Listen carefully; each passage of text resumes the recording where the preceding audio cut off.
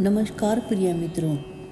श्री कृष्ण जी कहते हैं, जो भी मुझे जान लेता है वह मनुष्य जन्म मरण के बंधनों से छूट जाता है। जो मनुष्य भगवत गीता को पढ़ता है और उसके बताए गए रास्तों पर चलता है, उसके सारे दुष्कर्मों का प्रभाव खत्म हो जाता है। श्री कृष्ण जी कहते हैं, जब जब धर्म की हानि होगी तब तब मैं जरूर आता रहूँगा, और जब अधर्म बढ़ता है तब भी मैं जरूर आता रहूँगा। मैं सदैव अच्छे इंसानों की रक्षा करता हूँ। जो अच्छे इंसान अच्छे कर्म करते हैं वही मुझे पाते हैं, और बुरे इंसानों का मैं विनाश करता हूँ। मैं इसी वक्त में क्या, हर वक्त आता रहूँगा, युगों युगों तक जन्म लेता रहूँगा, धर्म की स्थापना करता ही रहूँगा। मैं हर जगह हर कण कण में हूँ। कृपया आप हमारी वीडियो को लाइक करें और हमारे चैनल को प्लीज़ सब्सक्राइब करें, साथ साथ नोटिफिकेशन बेल भी दबाएं। आपका एक सब्सक्राइब हमें बहुत मोटिवेट करता है। श्री कृष्ण जी अर्जुन को समझाते हुए कहते हैं कि हे अर्जुन, मैं सभी प्राणियों के हृदय में रहता हूँ। मैं ही आत्मा हूँ, मैं सूर्य हूँ, मैं वेदों में सोम वेद हूँ, देवों में इंद्र हूँ, इंद्रियों में मन हूँ, मैं ब्रह्मा हूँ, मैं विष्णु हूँ, मैं महेश हूँ। इस संसार में जो भी कुछ तुम्हें दिखाई देता है वो सब मैं ही हूँ। कोई भी इंसान अपने कर्मों से बच नहीं सकता। उसे कर्मों का फल अवश्य मिलता है और उसे भोगना ही पड़ता है। इसीलिए हमेशा शुभ और अच्छे कर्म करते रहने चाहिए, जिनका परिणाम हमेशा सही हो। क्या वही सही कर्म होते हैं? बल्कि सही कर्म वह है जिनका उद्देश्य कभी गलत न हो। जब कोई भी इंसान अच्छे कर्म करता है, उसका श्री कृष्ण जी कभी भी बुरा नहीं करते। क्यों बेकार की चिंता करते हो और किससे डरते हो? आत्मा ना कभी पैदा होती है और ना मरती है। जिस शरीर को तुम अपना समझकर खुश हो रहे हो, वो शरीर भी तुम्हारा नहीं है और ना ही तुम इस शरीर के हो। यह शरीर 5 तंतुओं से मिलकर बना है, जल, वायु, अग्नि, पृथ्वी और आकाश। यह शरीर इन्हीं 5 तत्वों में विलीन हो जाएगा, परंतु आत्मा अजर है, अमर है, स्थिर है। आत्मा को न कोई अग्नि जला सकती है और ना ही कोई शस्त्र काट सकता है, और जल भी बेकार या गला नहीं सकता, और वायु भी इसको सुखा नहीं सकती। इसीलिए आत्मा हमेशा के लिए स्थिर है। इस संसार में तुम क्या लेकर आए थे और ना कुछ लेकर जाओगे। जो लिया यहीं से लिया, जो भी कुछ दिया यहीं पर दिया, और जो भी कुछ मिला परमात्मा से ही मिला।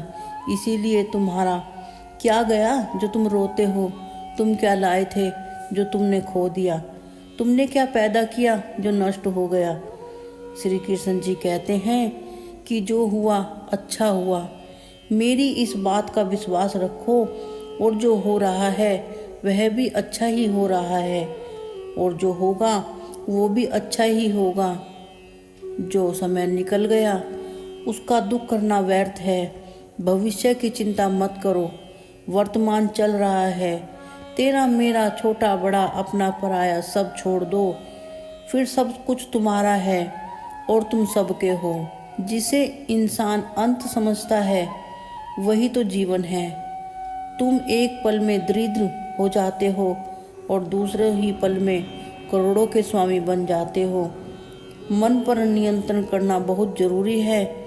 मन तो बहुत ही चंचल है।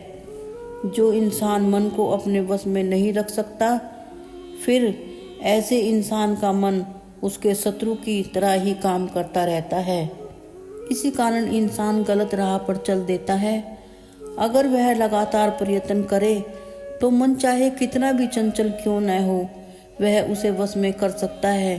अगर कोई इंसान सहनशीलता वाला है तो वो आसानी से अपने मन को अपने वश में कर सकता है। बल्कि अगर इंसान सहनशील वाला नहीं है तो वह दृढ़ निश्चय वाला नहीं होगा। फिर ऐसे इंसान जन्म मरण के चक्र में ही भटकते रहते हैं। अगर इंसान परमात्मा में और सच में विश्वास और धर्म में विश्वास रखता है, वही इंसान दृढ़ निश्चय वाला होता है। किसी भी इंसान को ज़्यादा क्रोध नहीं करना चाहिए। क्रोध करने से भ्रम पैदा होता है, भ्रम से बुद्धि विचलित होती है, और जब बुद्धि विचलित होती है तब तर्क करने की क्षमता क्षीण हो जाती है, और जब तर्क करने की क्षमता क्षीण हो जाती है तभी इंसान का पतन निश्चित हो जाता है। इसीलिए क्रोध को अपने ऊपर हावी होने न दें। इस वक्त में हो या आने वाले वक्त में इंसान वो ही हमेशा तनाव में हो जाते हैं जो प्रकृति के विरुद्ध कार्य करते हैं। फिर यही तनाव इंसान के विनाश का कारण बनता है। इसीलिए ज़्यादा सोच विचार से मुक्त रहने का प्रयास करें। तनाव से मुक्त रहने के लिए धर्म और कर्म के रास्ते पर ही चलते रहें। अगर इंसान फल की इच्छा को छोड़कर कर्म करे, धर्म व कर्तव्य समझकर करे, तो निष्काम कर्म योग है। अगर इंसान ने कर्म किया है तो उसका फल उसे परमात्मा जरूर देंगे, और उस फल का परमात्मा की इच्छा समझकर ही स्वीकार कर लेना चाहिए। जो इंसान फल की इच्छा रखकर कर्म करते हैं तो उनका मन काम में कभी लगता ही नहीं। इसीलिए अपना कर्म करो, फल की इच्छा मत करो। जो ज्ञानी पुरुष होते हैं वो इस योग को अपनाकर कर्म योगी बन जाते हैं। किसी के साथ कोई भी रिश्ता टूटने का मन में दुख मत करो, और ना ही किसी के साथ किसी के जाने का करो।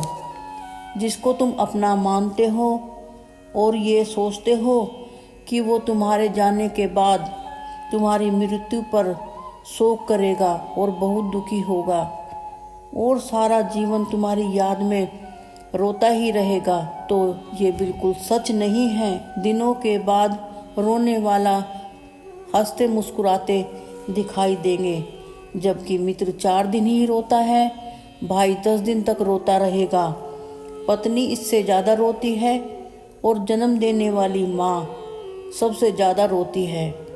जबकि सच्चाई तो यही है कि सब धीरे धीरे भूल ही जाते हैं, सब अपने अपने जीवन में व्यस्त हो जाते हैं।